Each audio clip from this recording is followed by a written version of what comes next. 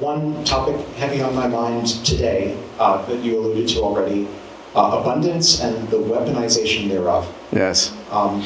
Do you think that we are finding ourselves in a world where, as the singularity or whatever approximation you may or may not believe in approaches, where it becomes possible for the great powers of the world to selectively weaponize abundance for hegemony? And if not, why not? And if so, which form of abundance do you think will be weaponized first? Oh my God.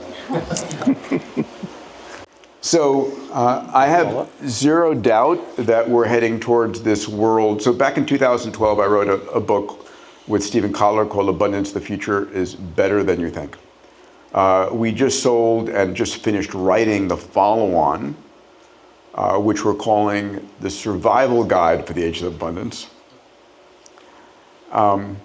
Because one of the things is we have created an abundance of everything, both good and bad. So I do believe we're heading towards a world in which you can have anything you want, anytime you want, anywhere you want. One of my greatest concerns is the dissolution of purpose. So if you can have anything you want, anytime you want, can we still retain the idea of a deep emotional purpose for our lives? There's an incredible experiment done in the 1960s. Did we talk about the Universe 25 experiments? Do you know what the Universe 25 experiments are?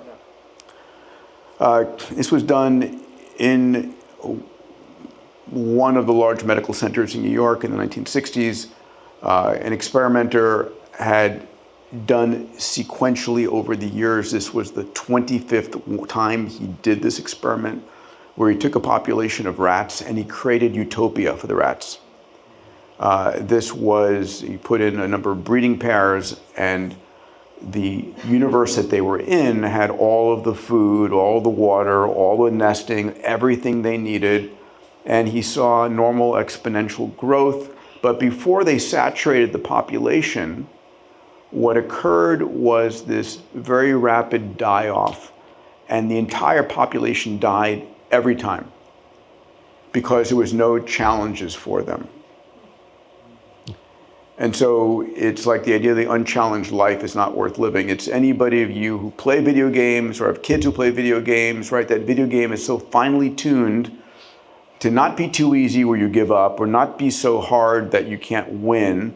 It's just right.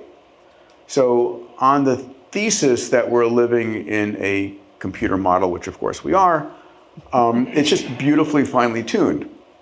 But what happens if everything becomes available all the time and we have true maximal abundance of anything you want, because nanotechnology and AI and robotics and 3D printing and all the accoutrement of exponentials makes it possible for us? How do we up-level our challenges? Not quite the weaponization of abundance that you were speaking of, but this is on my mind.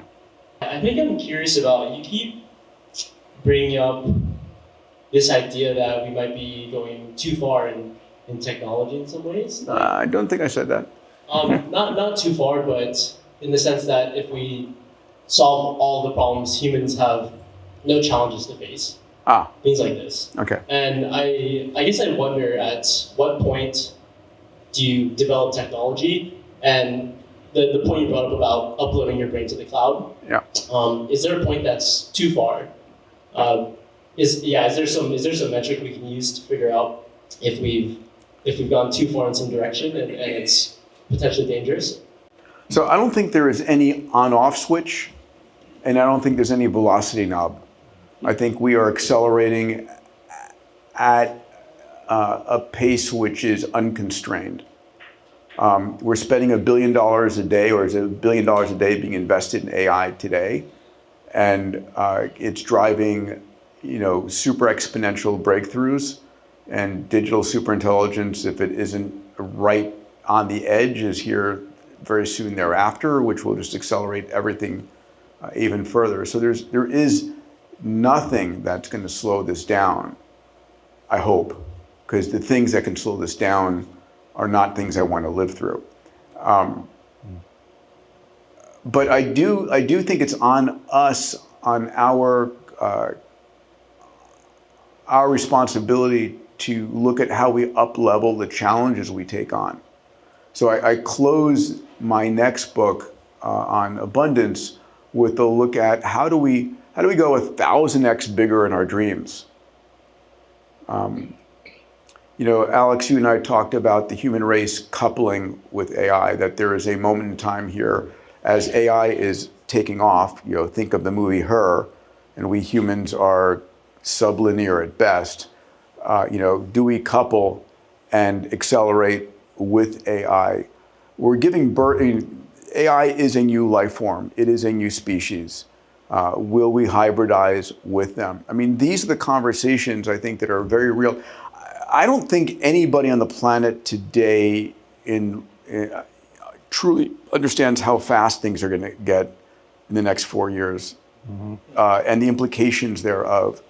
Clearly not in 99.999%. And so there's going to be some, disruptions as a result of that.